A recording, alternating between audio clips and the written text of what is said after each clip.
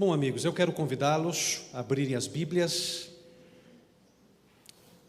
num dos livros mais complexos do Velho Testamento, que é o livro de Eclesiastes.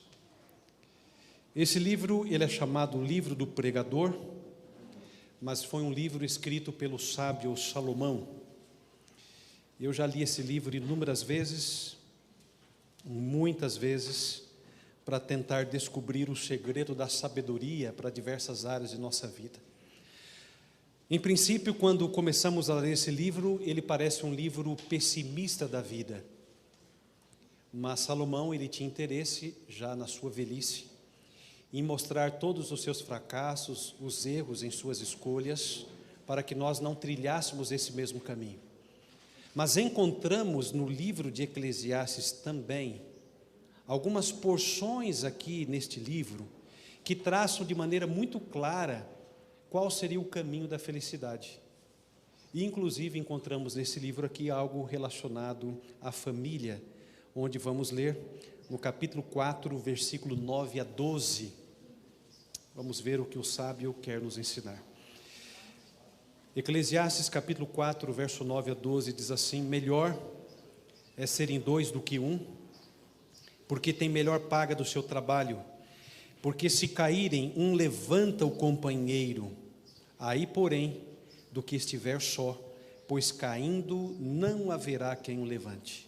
Também, se dois dormirem juntos, eles se aquentarão, mas um só, como se aquentará? E se alguém quiser prevalecer contra um, os dois lhe resistirão, e o cordão de 3 dobras não se rebenta com facilidade. Nesse texto em questão que acabamos de ler, Salomão ele traça aqui algumas bênçãos para o casamento. E a primeira bênção, ele diz que é melhor serem dois do que um. Será que todos têm essa certeza? Você já ouviu pessoas dizerem antes só do que mal acompanhado, aquele ditado que é melhor estar sozinho? Talvez essa pessoa tenha se frustrado num relacionamento, num namoro ou num casamento. Mas uma coisa é certa, quando tudo vai bem, ninguém quer ficar sozinho. Já dizia o filósofo John Donne que nenhum ser humano é uma ilha. Não fomos criados para viver sozinhos, isolados. Desde a criação, Deus disse para Adão: não é bom que você esteja só. Você se lembra disso? Para mim está muito claro esta mensagem na Bíblia. Não é bom que você esteja só. Então o plano de Deus é que constituíssemos família. E lá no início da Bíblia ainda diz: crescei, multiplicai, que nem o Toninho, né? Aqui na frente agora mostrou, e enchei a terra. Deus tem prazer na criação, nos seus filhos, pois Ele sabe que isso traria muita felicidade para as pessoas. É melhor serem dois do que um, pois tem melhor paga do seu trabalho. A parceria entre homem e mulher torna os dois mais recompensados, mais animados, torna o casal mais aquecido e também protegido, como acabamos de ler. Por isso que o sábio também diz que o homem que encontra uma mulher encontrou o favor do Senhor. Olha que expressão bonita. Você que está aí nessa manhã com a sua esposa, Deus está dizendo: você encontrou um favor do Senhor, um presente para que você não viva sozinho. Foi feita uma pesquisa nos Estados Unidos, e o resultado desta pesquisa, muito interessante sobre a vida a dois, diz que os solteirões, eles vivem menos que os casados. Tá, se alguém está solteiro aí, por favor, ainda dá tempo. E essa pesquisa, ela diz que quem é casado vive uma média de 6 anos a mais que o solteiro. Amém? Bom, mas também ore por aqueles que estão solteiros e que querem encontrar alguém. Percebam que não somente a Bíblia, mas também os especialistas da área da saúde que pesquisaram a respeito desse assunto também dizem que o casamento ele pode ser uma bênção. Por isso que Provérbios 18, 22, eu havia mencionado de cabeça, agora eu quero ler, diz assim: quem encontra uma esposa acha uma coisa boa e alcança o favor do Senhor. Então Deus não projeta nada para o fracasso. O casamento é uma instituição divina, foi criada por Deus, estabelecida por Deus com o propósito de lhe trazer felicidade. Tudo que é fora disso, então saiu dos parâmetros de Deus. Se num relacionamento, ao invés de felicidade, você tem encontrado discórdia, brigas, problemas emocionais, relacionais, tudo isso não é obra de Deus. O que Deus havia projetado era algo muito diferente.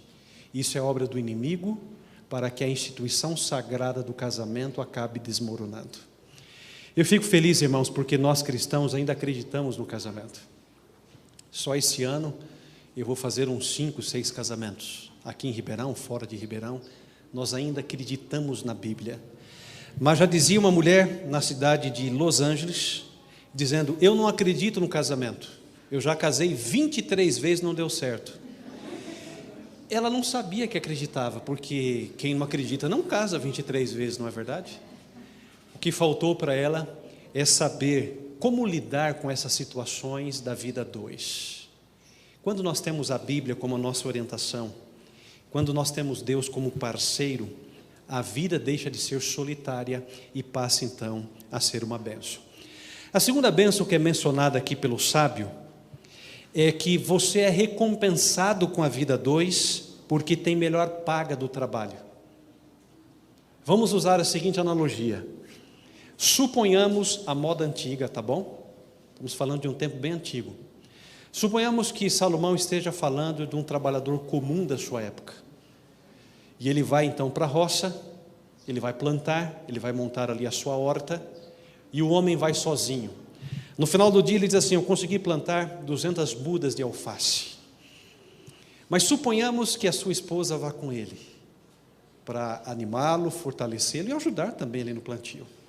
Eles voltam do trabalho e eles podem dizer para os filhos: nós juntos conseguimos plantar 400 mudas de alface. É mais ou menos esta linguagem que Salomão está dizendo. Tudo o que vocês forem fazer, não apenas no trabalho financeiro, mas em todas as áreas da vida, a recompensa é maior, pois um completa o outro. Um preenche o vazio ou uma necessidade, uma lacuna, porque quando os dois trabalham, existe uma melhor paga. Por isso eu posso dizer que o casamento é uma adição de esforços e uma somatória de resultados. Esse é o plano de Deus para o casamento. Quando os dois trabalham na mesma direção, com a mesma motivação, visando o bem comum, eles então terão a melhor paga do seu trabalho. Poderíamos comparar então o casamento com uma conta bancária. O casamento é uma conta bancária. Você pode fazer depósitos, mas você pode fazer o quê? Retiradas. Alguns retiram mais do que depositam, né? Principalmente nesse ano difícil aí de pandemia, mas o correto é você fazer mais depósito e ter menos retiradas. Então nós precisamos fazer altos investimentos se nós queremos ter um alto retorno. Precisamos manter o saldo positivo, do contrário a conta entra no vermelho. Então no casamento, como é que nós fazemos esse investimento para ter uma melhor paga do trabalho? Primeiro ponto, precisamos elogiar mais e criticar menos. Todas as vezes que você critica mais, você perde a oportunidade de ver o lado positivo que o seu cônjuge tem. Certa vez eu fui dar uma palestra na Serra Gaúcha, e eu peguei uma folha em branco assim, e falei para todos que estavam naquela escola pública municipal da cidade de Ivoti, Rio Grande do Sul, perto ali de Novo Hamburgo, no sopé ali da Serra Gaúcha. Ao entregar aquela folha, eu disse assim: escreva nesta folha todos os pontos negativos do seu cônjuge. Em questão de 5 minutos, aquela mulher entregou, ela preencheu na frente e atrás. Eu falei: mas eu pedi só a frente. E quando eu contei junto com ela, havia 55 defeitos do seu marido. E então peguei um outro papel e falei assim: para cada defeito, escreva uma virtude positiva do seu esposo. E então ela gastou meia hora agora, não 5 minutos, e ela me trouxe o papel, só escrito na frente, e havia apenas 5 virtudes do seu esposo. E eu perguntei para ela, preciso dizer aonde está o problema do seu casamento? Ela falou, não, já descobri. E ela falou brava, entregou o papel e saiu pela porta e foi embora. Nunca mais vi aquela mulher. Mas ela entendeu. Às vezes nós só criticamos porque enxergamos coisas ruins. Mas se você fizer um exercício mental, você vai ver que todas as pessoas têm defeitos, mas também têm o quê? Virtudes. Mas se na escala de valores você valoriza mais os defeitos na balança, com certeza isso é o que vai ficar evidente. Vocês já ouviram aquela expressão que o amor é cego? Não é que o amor é cego. É que quando nós amamos, os defeitos não incomodam tanto quanto as virtudes. E nós passamos a aceitar aquela pessoa do jeito que ela é. É por isso que o verbo aceitar é o verbo mais próximo do verbo amar. Veja, Deus nos ama, correto? Mas nos aceita sendo pecadores. Deus se aceita. A Bíblia diz que de modo nenhum Deus nos lança fora. Ele nos aceita mesmo com os nossos erros, nossas imperfeições. Então, na nossa escala de valores, nós precisamos aprender a elogiar. E nós elogiamos quando enxergamos coisas boas na vida do nosso cônjuge. Outra coisa, como é que nós somos recompensados? Nós precisamos dar mais e cobrar menos. A Bíblia diz que o verdadeiro amor não busca os seus próprios interesses. Se você está buscando os seus interesses, você não sabe ainda o que é amar. É mais ou menos assim. Nós ficamos aqui felizes com a Marina sendo apresentada nessa manhã. Mas eu tenho certeza que desde o dia do seu nascimento, os pais têm trocado a noite pelo dia. Tem muitas vezes deixado de comprar algo para eles para comprar para a Marina. É assim, é uma doação completa. Não é assim, você que é pai, você que é mãe? No nosso relacionamento, quando nós preferimos em honra uns aos outros e não buscamos os nossos interesses, nós estamos simplesmente dizendo o seguinte: eu abro mão de tudo para fazer você feliz. Isso é amor. Esse é o amor ágape da Bíblia. Então veja, Deus abriu mão de ter o seu filho lá no céu e enviou aqui essa terra para morrer no meio do seu lugar. Isso é o quê? É amor. Ele deu tudo o que tinha. O grande problema dos relacionamentos é que eles muitas vezes são egoístas. As pessoas querem viver para si. E esquecem que essa não é a premissa básica do amor. Isso é paixão, qualquer outra coisa que você pode dizer, mas não é amor. Se cada um buscar amar o outro dessa maneira, não buscando meus interesses, mas fazendo o outro feliz, e a contraparte, ou seja, o cônjuge fizer o mesmo, é impossível ser infeliz. Você imagina, todos os dias eu me esforçando para dar o meu melhor pela minha esposa e ela fazendo isso por mim. Não tem como ser infeliz. Mas nós precisamos quebrar o egoísmo. Algumas pessoas casam assim, pensando: bom, eu vou casar com determinada pessoa porque ela vai preencher um vazio que tem na minha vida. Já viu alguém casar simplesmente por uma questão financeira? Eu já vi várias pessoas assim. Eu já vi nessa vida golpe do baú, tá? Pessoa que simplesmente casou dizendo: a minha vida financeira não está boa, se eu casar com fulano de tal, as coisas vão melhorar. Está tudo errado. Ela não está buscando o quê? O interesse do outro, está buscando o quê? O seu interesse. Eu acho que conseguir bens, trabalhar, enriquecer ou qualquer coisa do gênero, isso é um processo que deve acontecer de forma natural, quando os dois trabalham, os dois se esforçam, mas não deve ser esse o caminho para eu casar. Outra coisa, a pessoa vai montando uma lista de exigências para que eu seja feliz. Olha, eu quero que você faça isso, eu quero que você mude, e eu quero que você continue sempre bonita, porque o dia que você não for mais bonita para mim, eu descarto e faço o quê? Caso com uma outra pessoa. Gente, isso é muito triste, né? Isso não é amor. Porque de acordo com Coríntios 13, além do amor não buscar os seus próprios interesses, o amor vai até o fim, porque o amor tudo suporta. É isso ou não é que diz a Bíblia? Ele suporta situações adversas. É por isso que quando eu fui pastor lá no Rio Grande do Sul, pela igreja de Vila Santo Antônio, entrava uma jovem sorridente com esposo de cadeira de rodas. Eu falei: nossa, mas tão jovem. E eu também, curioso, fui perguntar o que aconteceu. Não, pastor, nós éramos um casal saudável, viajávamos pelo mundo, Mas infelizmente, numa dessas viagens, o meu esposo sofreu um acidente, numa brincadeira nossa, ele acabou caindo de um penhasco, e hoje ele está aqui tetraplégico, ou paraplégico, não sei a diferença muito bem disso, mas quase não se movimenta. Mas, irmãos, eu confesso para você que era um dos casais mais felizes na igreja naquela manhã. Ela sorrindo, o esposo sorrindo. Por quê? Porque ela entendeu que o casamento eu preciso dar mais e cobrar menos. Agora, se ela tivesse casado com a premissa do amor condicional, eu só te amo se você continuar perfeito até o último dia da nossa vida. Eu só te amo, você casou com 55 quilos, né? O máximo que eu posso esperar agora, daqui uns 30 anos de casado, é 60 quilos, não te amo mais. Gente, está cheio de gente pensando assim. E é por isso que existem tantos divórcios. A pessoa coloca N condições, e quem casa dessa maneira fica pensando, puxa, se eu não conseguir corresponder, como é que eu vou ser feliz? Ninguém é feliz dessa maneira. Lembre-se, o casamento não é algo que você cobra mais, mas é algo que você doa mais.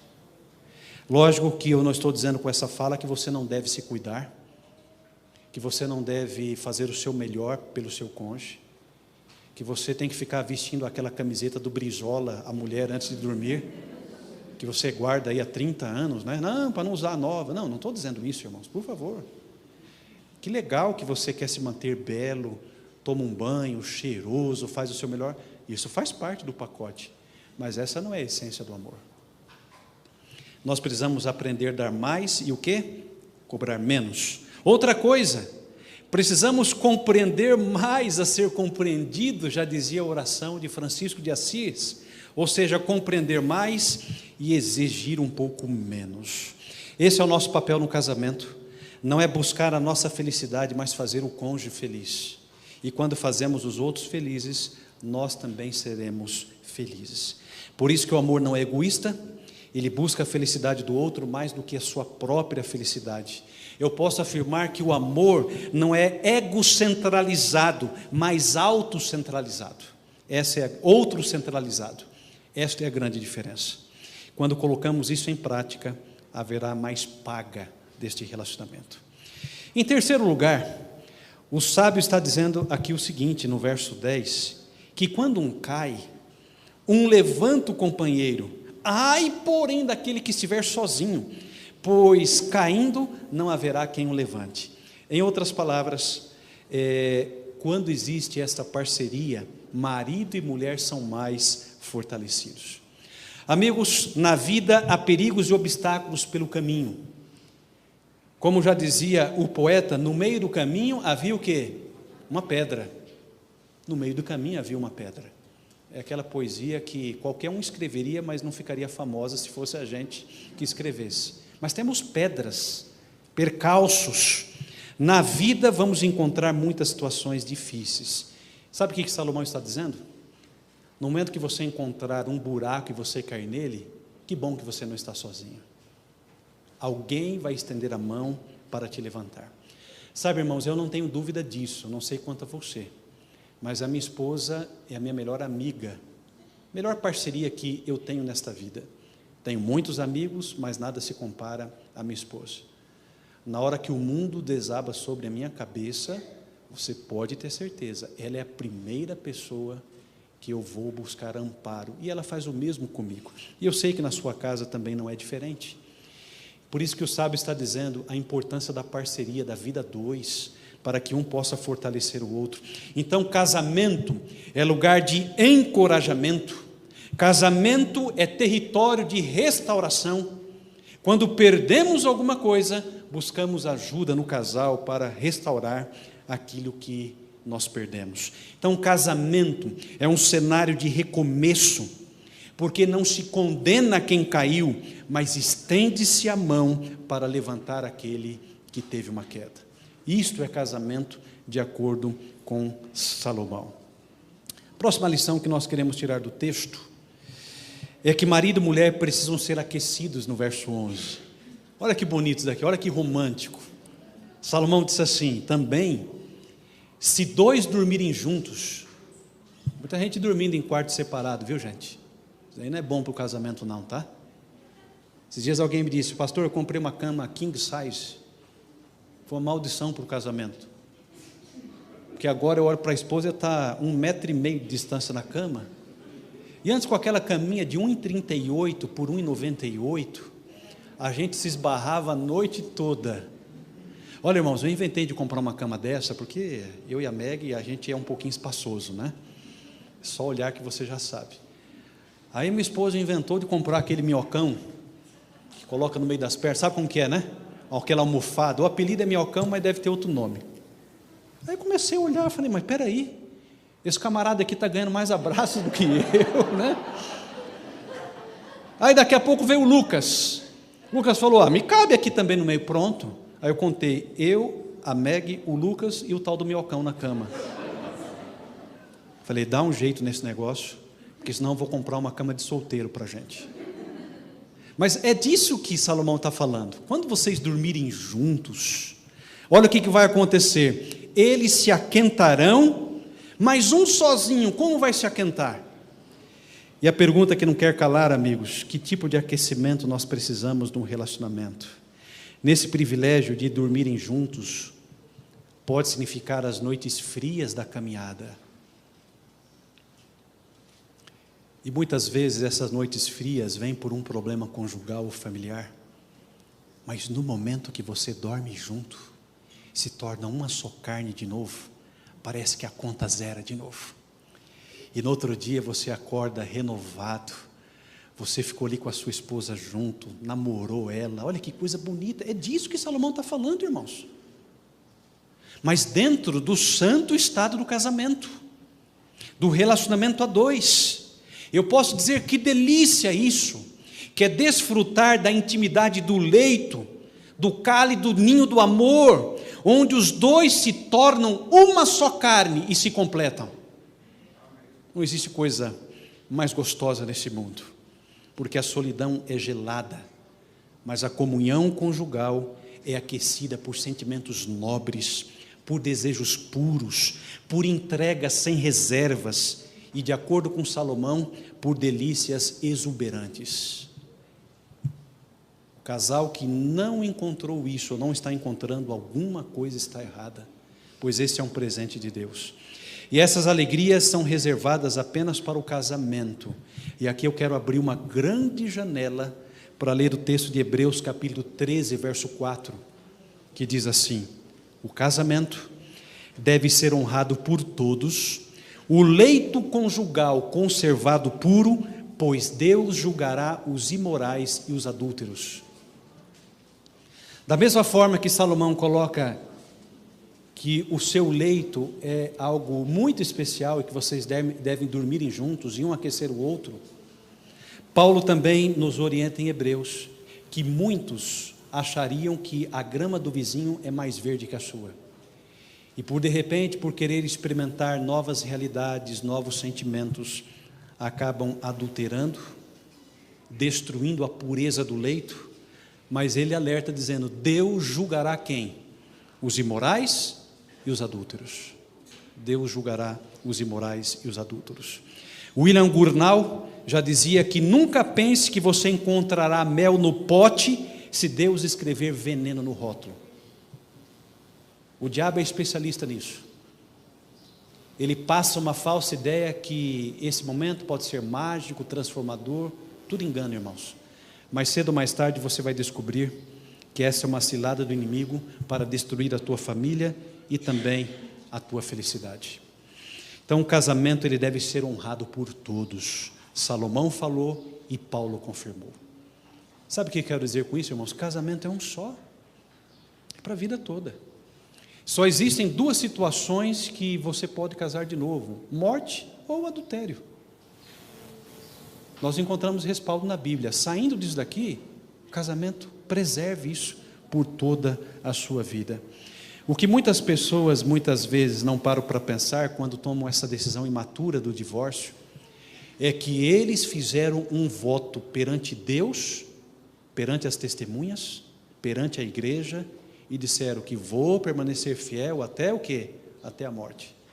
Eu lembro que no meu voto de casamento eu tentei decorar o meu voto, E a Meg dizia: mas essa expressão é muito forte, até a morte, porque eu quero continuar contigo lá no céu também. E ela então dizia, na frase dela, ela acertou, eu acabei esquecendo, ela diz assim: permanecerem juntos enquanto viver. A mulher é mais romântica que o homem, né? Mas nós fizemos esse voto, e esse voto, ele deve ser honrado e fortalecido. É por isso que hoje à tarde, viu, Álvaro, nós teremos uma renovação desse voto.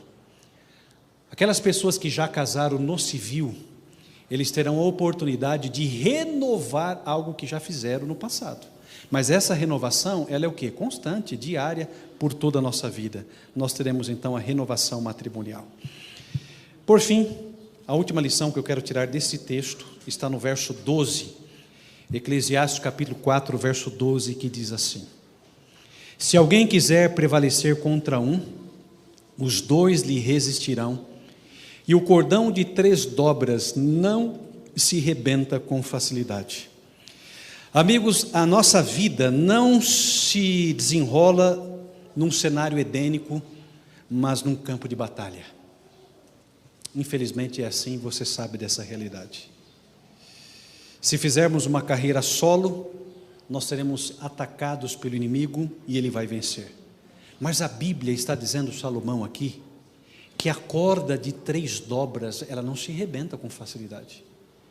E se você pesquisar de maneira mais profunda, qual é o significado dessas 3 dobras? O homem, a mulher e o próprio Deus. A canadense Nancy Van Pelt, adventista, uma psicóloga, já dizia: esse é o triângulo amoroso, é a corda de 3 dobras, é mais difícil arrebentar do que se fosse apenas uma só corda.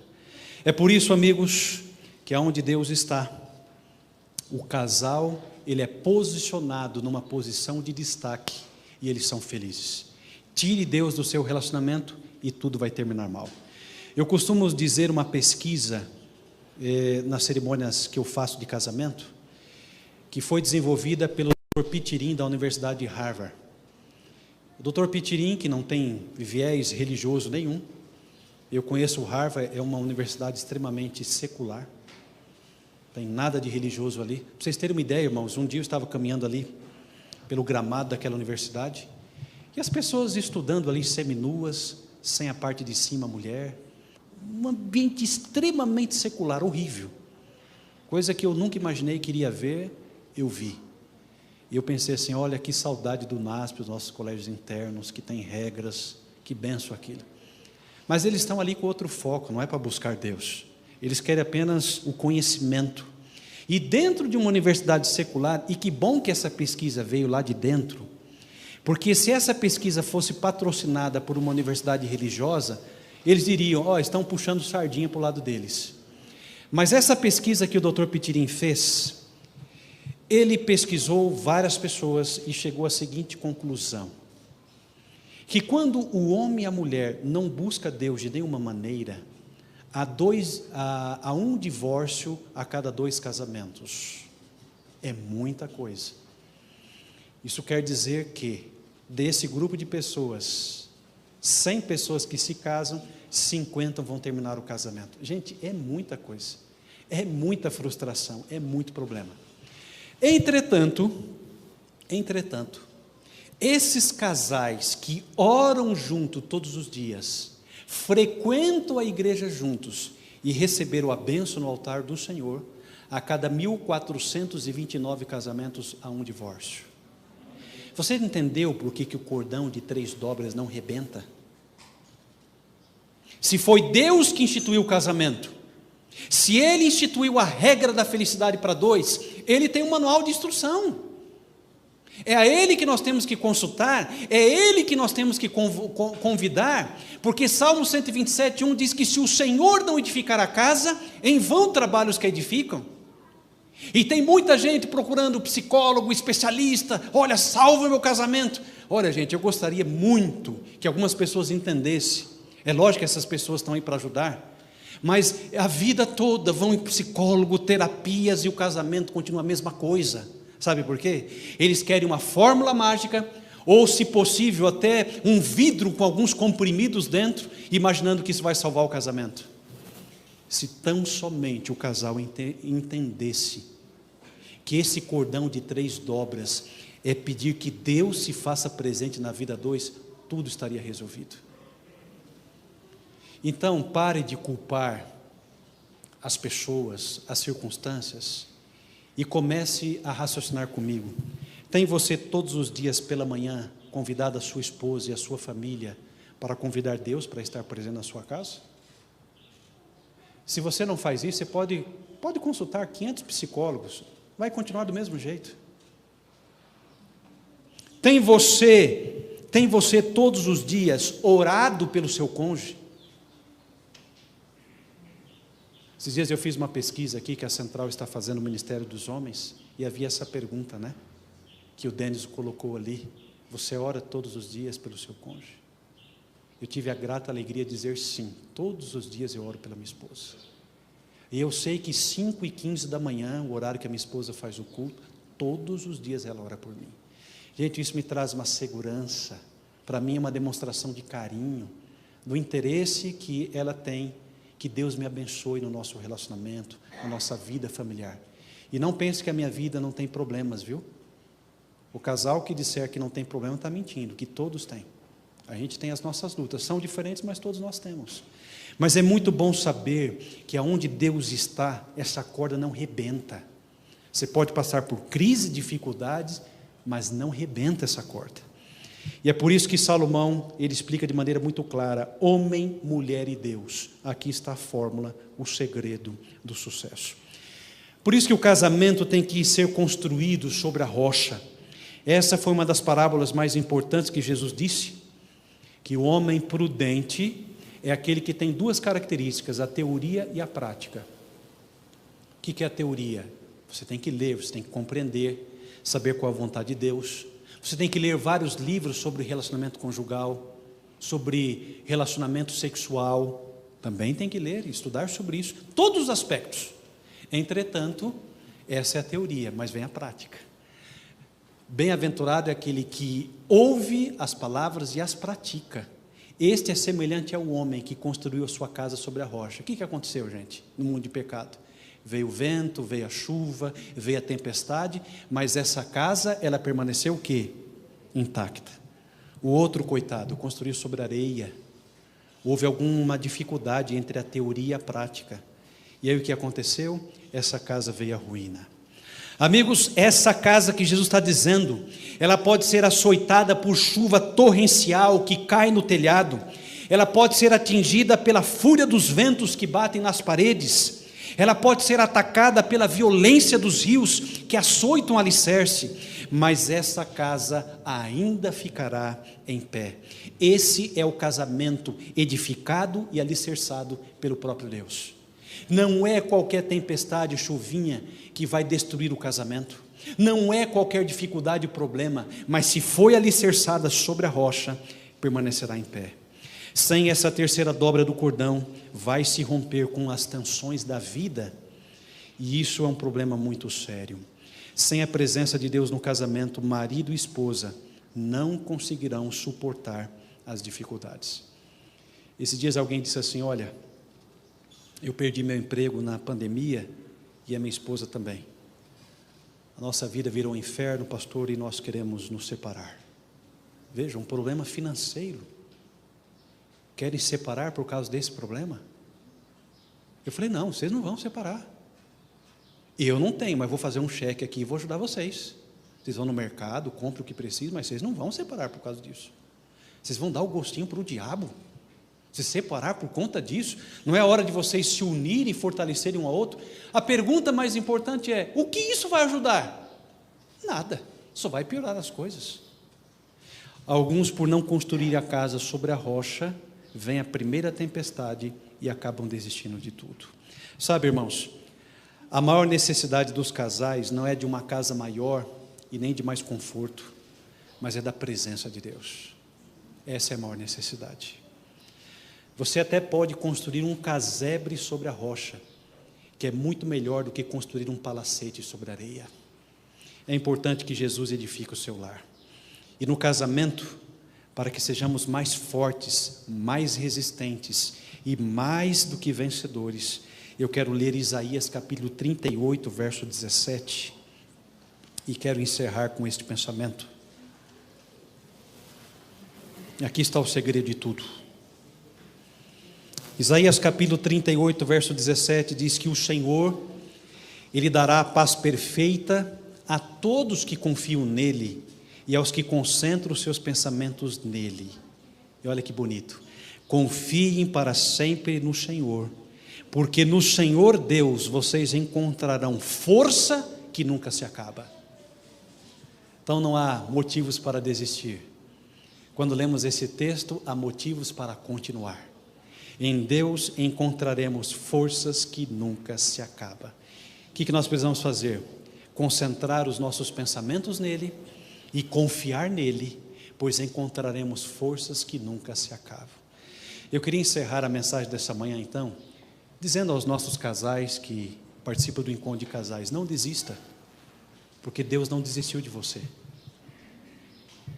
Ele está interessado na sua felicidade, na felicidade conjugal e na felicidade familiar.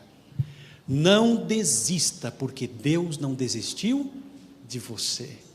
E se você concentrar os seus pensamentos nele, a Bíblia está dizendo que você vai encontrar uma força que nunca se acaba. Se você veio nessa manhã sem força para continuar, pensando em desistir, Deus é maior do que o seu problema. Você vai encontrar uma força em Deus tão grande, que você poderá sair por aquela porta com o desejo de recomeçar e com o desejo de ser feliz. A questão é o seguinte, irmãos, nós temos que parar de dar o gostinho para o inimigo de Deus e dizer para ele, você é um perdedor, porque conforme a palavra de Deus, em Jesus nós somos mais do que vencedores, e nós precisamos ser vencedores em todas as áreas da nossa vida, inclusive da família. Enganoso é aquele que pensa que Deus é apenas o Deus da religião. Não, irmãos, Deus também é o Deus da família. Deus é o Deus que se relaciona com todas as áreas da nossa vida para a nossa felicidade. E chegou o momento de convidarmos Deus para salvar o nosso casamento, salvar o nosso lar, pois isto é a coisa mais importante depois de Deus nessa terra. Na escala de valores, nada deve ser mais importante do que a sua família. Cuide dela, valorize a sua família, e eu tenho certeza que Deus fará transformações aqui em nosso meio nessa manhã. E vou dizer uma coisa, todo sermão que nós pregamos, pelo menos para mim é assim, se o sermão não servir para mim, eu não prego. Nunca preguei um sermão que não servisse para mim. Essa mensagem não é só para você não, mas é para mim também. E nessa manhã eu quero renovar o meu desejo de continuar convidando Deus para fazer parte desse cordão de 3 dobras que não rebenta, para que Ele continue ajudando o meu casamento, a minha família, o meu lar, e que ajude você também. Dê essa chance para Deus. Ele está mais desejoso de te abençoar do que o desejo que você tem de pedir para Ele. Ele quer mudanças, Ele quer transformação. Já dizia um famoso palestrante que a melhor definição de insanidade é você continuar fazendo as mesmas coisas e esperar ter resultados diferentes. Se não está dando certo, nós temos que fazer diferente daqui para frente. Temos que mudar, priorizar aquilo que não estávamos priorizando. E se você fizer parte desse encontro de casais pela manhã e pela tarde, venha com o coração aberto para aprender um pouco mais das lições importantes que Deus deseja ensinar para você. Mas não venha só para ouvir, venha com o desejo de colocar em prática. E eu tenho certeza que Deus vai te abençoar. Queridos irmãos, um forte abraço a vocês e que seja uma bênção para todas as famílias. Amém. Vamos ficar em pé e vamos encerrar com uma oração.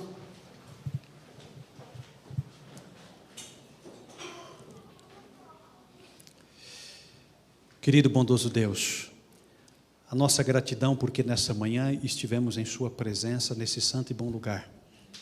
Que essa presença continue nos acompanhando nas demais atividades desse dia. Que a Tua graça maravilhosa repouse sobre a vida do Seu povo e de maneira muito especial sobre as famílias aqui representadas. Que tenhamos transformações, mudanças para melhor a partir de hoje nesse encontro de casais.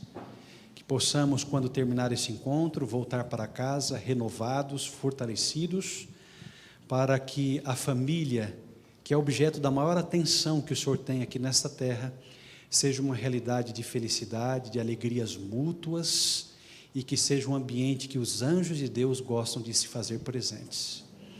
Dá-nos, Senhor, direção, sabedoria, para saber que rumo tomarmos, e que seja sempre pautado na sua palavra, no seu amor, e que, como resultado disso, indiscutivelmente, todas as famílias aqui representadas se preparem para morar contigo no céu.